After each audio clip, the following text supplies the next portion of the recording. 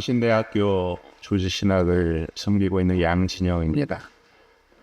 이렇게 WEA 서울 총회에 대해서 비판하기 위해서 한계총회에서 이렇게 포럼을 개최해 주셔서 감사하고, 관련해서 저희 세 분 교수님들 함께 저희들이 참여할 수 있게 돼서 감사하게 생각을 합니다. 시간적으로 한 발제당 15분에서 20분 말씀하셨으니까 좀 서둘러서 진행을 하도록 하겠습니다. 저는 특별히 WEA에서 이야기하고 있는 7가지 신앙 선언하고 3가지 가치가 있는데, 그것을 중심으로 해서 신학적인 관점에서 비판을 하고자 합니다. 첫 번째, 세계복음주의 연맹에서 보면은 신앙 선언에서 가장 근간이 되는 것이 이제 성경의 무류성이라고 되어 있는데요. 모든 신앙 고백은 하나님의 말씀이 성경의 영감서를 기초로 하기 때문에 이 성경관을 다룬다는 것은 WEA가 어떤 신학을 가지고 있는지 알 수 있는 아주 중요한 것이 되고요. 두 번째로는 제가 지난번 다른 곳에서 이제 발제한 내용 중에서 WEA를 사단의 이간질이다, 이렇게 제가 제목을 잡았었는데, 특별히 진리와 행위 문제에서 어떻게 WEA가 자신들이 말하는 것과 또 행동하는 것들이 다른가, 이런 부분들을 살펴보면서 그 신앙 고백이 진실된가, 사실인가, 이런 부분에 대해서 발제를 하는데요. 그런 면에서 WEA 신앙 고백과 가치 문제를 이렇게 다룸으로 인해서 WEA 시작과 끝을 다룬다고 말할 수 있겠습니다. 첫 번째 내용입니다. WEA 신앙 선언과 성경의 무료성에 대한 것인데, WEA의 신앙 선언은 총 7가지인데 거기에는 성경론, 삼위일체론을 포함해서 종말론의 성격을 7가지로 이야기하고 있습니다. 그 중에서 첫 번째가 성경론인데 이렇게 이야기하고 있습니다. 성경을 원래 하나님에게 의해 주어진 신적으로 영감된 무료한, 전적으로 신뢰할 만한 것으로서, 그리고 신앙과 행위의 모든 사안에 있어서 최고의 권위를 믿는다, 이렇게 되어 있는데, 거기서 무료한이라고 하는 단어가 있는데요. 원래 신앙 고백서를 보게 되면 무오하다, 무오한 이렇게 되어 있지만 영어로 보면은 이거는 이제 무오가 아니라 무류입니다. 무오는 영어로 inerrancy고 무류는 infallible 아니면 infallibility라고 하는 단어를 사용하고 있는데, 영어 버전에서 분명하게 무류성을 이야기하고 있는데요. 이 부분에 대해서 우리가 먼저 생각을 해야 됩니다. 아주 중요한 부분이고, 이 부분에서 우리가 말하는 비판이 맞는다고 하면은 사실은 그 이하의 것들은 우리가 다룰 가치도 없는 것들이기 때문에 굉장히 중요합니다.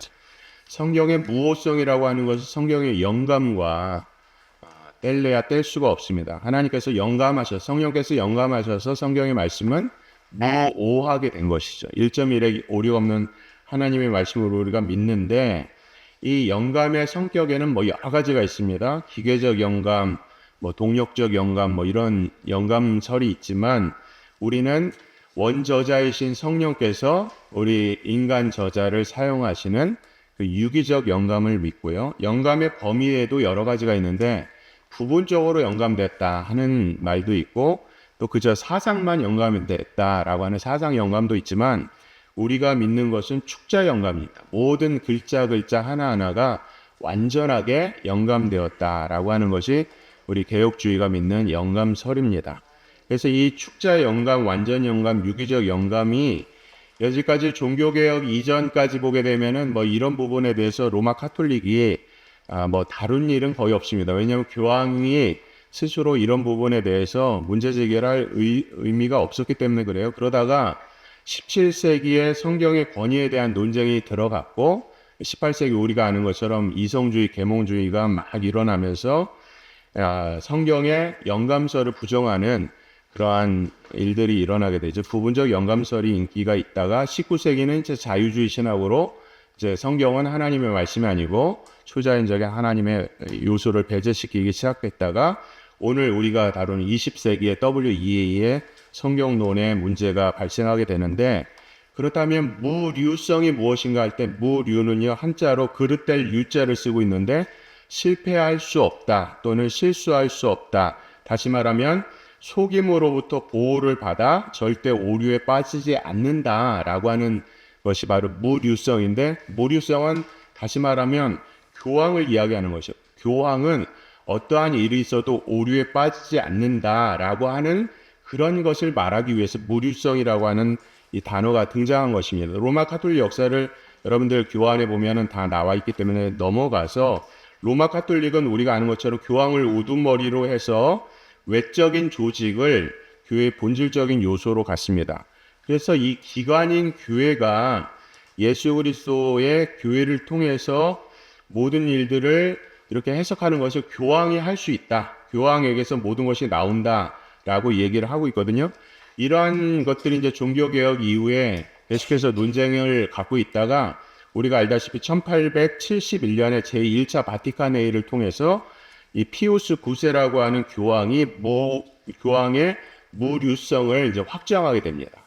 그러니까 이 이야기는 뭐냐면, 교황은 교회의 머리이고 교황의 권자는 어느 누구에게도 판단받지 않는다. 이렇게 됨으로 인해서 바티칸 공의회는 교황의 직능에 대한 무한 권위를 가진다고 주장하게 된 것이 1870년에 확정된 거예요. 바티칸 회의를 통해서. 그런 면에 있어서 이것이 그럼 지금 말하는 WEA와 무슨 관계가 있는가라고 하는 것을 좀 살펴볼 필요가 있습니다. 로마 가톨릭은 교회가 성경을 해석하기 때문에 성경의 권위보다는 교회의 권위를 중요하게 생각하고, 교회의 권위라고 하는 것은 결국 교황의 권위를 말하고 있는 거예요. 그래서 교황이 무료하다라고 얘기하는 거거든요. 그래서 로마 가톨릭은 교회에 따르는 모든 전승들, 다시 말하면 사도적인 기원을 가지고 있는 가르침이나 성례 등을 포함한 모든 것들은 가장 중요하고, 이런 것들은 이런 전승은 어떤 성경의 어떤 그런 것들이 필요하지 않고, 오히려 교회가 성경을 필요로 하는 것이 아니라 성경이 교회를 필요로 한다라고 하면서 로마 가톨릭의 이 기관교회를 가장 우선시하는 그런 전통을 가지고 있습니다. 그러한 교회의 무류성 사상 자체가 이제 자유주의 신학과 만나게 돼서 어떻습니까? 교회 전통이라고 하는 이름으로 모든 것들을 다 성경의 권위보다 더 중요하게 생각하고 있는 것이 바로 지금 WEA가 말하는 성경의 무류성 사상이라고 하는 것입니다. 그래서 이러한 사상, 칼 바르트의 이 신자유주의에서도, 자유주의 사상에서, 신정통주의에서도 같은 맥락이 있습니다. 무오라고 하는 것을 어떻게 이야기하냐면, 십자가에서 죽으신 예수 그리스도가 실제로 죽었느냐 안 죽었느냐가 중요한 것이 아니라, 그것이 나에게 의미적으로 다가와서 성경의 목적을 이루는 면에서 무오하다면 그것은 사실이 된다라고 하는 아주 애매모호한 말을 하는 거예요. 그러다가 이제 풀러 신학교가 1947년에 설립이 되면서 성경 무오성에 대한 논쟁이 일어나게 되었고, 그 당시에 고등비평이 일어나서 성경의 이 말씀이 정말 사실이냐 아니냐 이런 논쟁들을 가지고 여러 부류가 일어나게 된 가운데서 나중에 최종적으로는 성경의 무오성이 아닌 무류성을 새로운 신앙 고백으로 채택하게 되고, 이 부분에 대해서 문제 제기를 한 것이 1977년에 시카고에서 일어났던 국제성경무호회의 내용이 되겠습니다. 이렇게 WEA가 성경 무류성을 주장함으로 인해서 일어나는 많은 일들이 있는데, 이 부분에 대해서 우리와 같이 동역하는 우리 교수님의 이 협의회의 여러 가지 성격을 보게 되면 어떤 것들이 있냐면, 로잔 회의와 로잔 언약을 통해서 로마 가톨릭과 WCC가 이제 같이 문을 개방하는 일을 하게 되고요. 그다음에 복음주의 로마 가톨릭 선교대회 ERCDOM이라고 되어 있는데, 로마 가톨릭 신앙을 사실적으로 합리화하는 그런 대회가 바로 이 대회였고, 그 다음에 기독교의 하나됨 증증을 위한 교황위원회도 역시 WEA와 로마 가톨릭이 신학적 대화를 한 것이고, 복음주의자들과 로마 가톨릭주의자들과 함께라고 하는 ETC라고 하는 것도 역시 로마 가톨릭을 주도하여서 신학적인 일치를 추구한 것이 WEA의 문제이고요. 그 다음에 가장 중요한 것 중에 하나가 세계 기독교 포럼인데요. GCF라고 되어 있는데, 이 GCF에서는 WCC, 로마 가톨릭, WEA, 오순절교회가 4개 축이 되어서 신앙 고백을 같이 이야기하고 있습니다. 그 외에도 WEA와 제7일 안식교회가 같이 연합한 우리의 공동 신앙이라는 것이 있고, 또 WCC, WEA 로마 카톨릭이 에큐메니컬 협업을 한 다종교 사회 세계의 기독교 증언, 행위를 위한 권고들, 이런 것들이 5년의 연구 결과 후에 나온 것들이에요.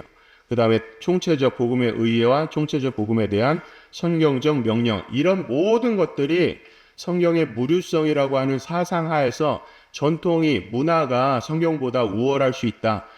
그런 성경의 권위보다 더 중요한 것이다 라고 하는 그런 무류성 사상 가운데서, 이것이 로마 카톨릭의 영향 가운데서 이런 모든 연합운동을 통해서 신학적인 통일을 이루고자 하는 거예요. 이것이야말로 성경에 대한 혼합주의 사상이라고 할 수 있는 것이고요. 두 번째 제가 이야기하고 싶은 것은 WEA가 말하는 세 가지 가치가 있는데 그것이 과연 어떤 것인가를 살펴보는 것입니다.